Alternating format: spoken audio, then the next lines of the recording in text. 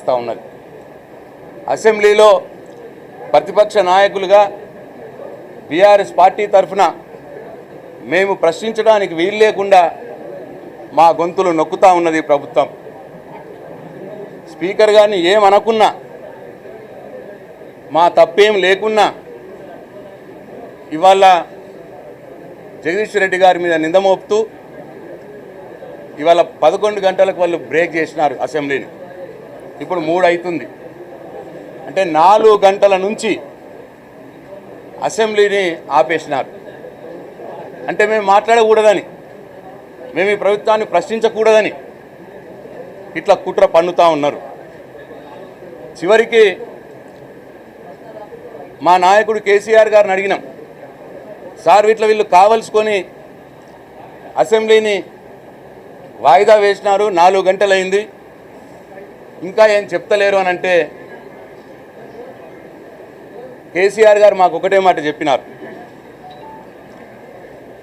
ఒకవేళ మీరు ఏమనుకున్నా సరే, మీ పైన తప్పు లేకున్నా సరే, వారు స్పీకర్ గారిని అడ్డం పెట్టుకుంటున్నారు కాబట్టి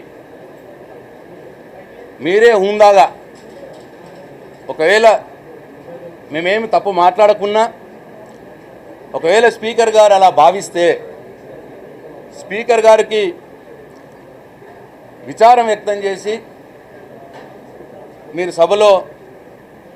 సభ నడిపే విధంగా చూడండి, ప్రజా సమస్యలు వచ్చే విధంగా చూడండి, ప్రజా సమస్యలపై ఈ ప్రభుత్వాన్ని నిలదీసి ప్రజలకు వారిచ్చిన హామీలు అమలయ్యే విధంగా చూడండి.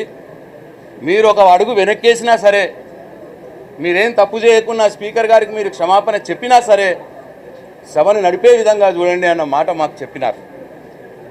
ఈ సందర్భంగా ఒకటి గుర్తు చేసుకున్నాం. ఒకనాడు కాంగ్రెస్ సభ్యురాలు డీకే అరుణ గారు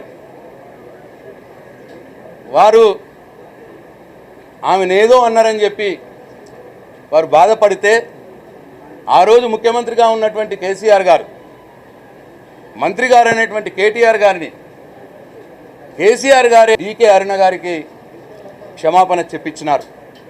చెప్పించి ఒక ప్రభుత్వంగా సభను నడిపేయడానికి చొరవ తీసుకున్నారు ఆ రోజు ముఖ్యమంత్రి కేసీఆర్ గారు. ఇవాళ ఈ రాష్ట్రంలో అనేక సమస్యలు ఉన్నాయి.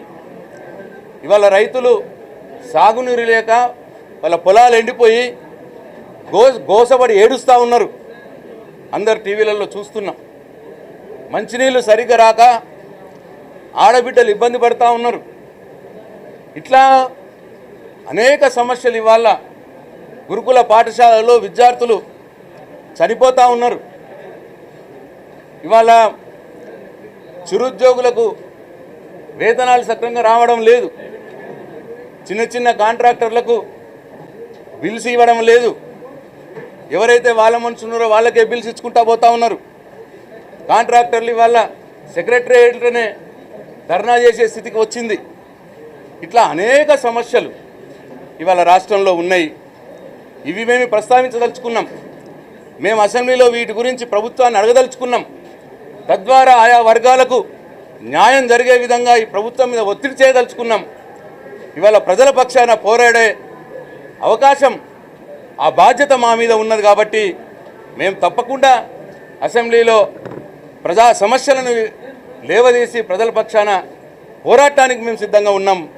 మరి ఇవాళ మేము అడగకూడదు అని, వాళ్ళని ఎక్కడనో ఇబ్బంది అవుతుందేమో అని, ప్రభుత్వానికి జవాబు లేక, ఈ ప్రజా సమస్యల పరిష్కారం దిశగా వాళ్ళకి ఆలోచన లేక, వాళ్ళకి ఎక్కడ ఇబ్బంది అవుతుందో అని చెప్పి ఇవాళ అసెంబ్లీలో మా గొంతు నొక్కే కుట్రలో భాగంగానే ఇవాళ అనవసరంగా ఒక వివాదంని బయటకు తీసుకొచ్చి ఏమీ లేకున్నా ఉన్నది అన్నట్టు చిత్రీకరించి ఇవాళ 4 గంటల పాటు ఇవాళ అసెంబ్లీని వాయిదా వేసినారు. కాబట్టి దీన్ని మేము తీవ్రంగా ఖండిస్తూ ఉన్నాం. తప్పకుండా మీరు అసెంబ్లీలో మా గొంతు నొక్కితే ప్రజాక్షేత్రంలో మేము మిమ్మల్ని నిలదీస్తాం, ప్రజా సమస్యల పట్ల పోరాడతాం, ప్రజల వైపున ఉంటాం, రైతుల వైపున ఉంటాం, మా ఆడబిడ్డల వైపున ఉంటాం. తప్పకుండా మేము పోరాటం చేస్తాం. నేను ఈ సందర్భంగా ఇప్పటికైనా ఈ ప్రభుత్వాన్ని నేను డిమాండ్ చేస్తూ ఉన్నా, వీడియో స్క్రీన్ మీద చూపియండి మా జగదీశ్వర్ రెడ్డి గారు ఏమన్నారో. మొత్తం అఖిలపక్షం ఆల్ ఫ్లోర్ లీడర్స్ని పిలవండి మీ ఆఫీస్లోకి, మీ ఆఫీస్లోనే చూపించండి, ప్లే చేయండి. ఒకవేళ జగదీశ్వర్ రెడ్డి గారు ఏదైనా తప్పు మాట్లాడుంటే అవి తన రికార్డుల నుంచి తొలగియండి. లేదు మా సభ్యుడిని ఆదేశించండి మీరు విచారం వ్యక్తం చేయమని, మేము రెడీగా ఉన్నాం.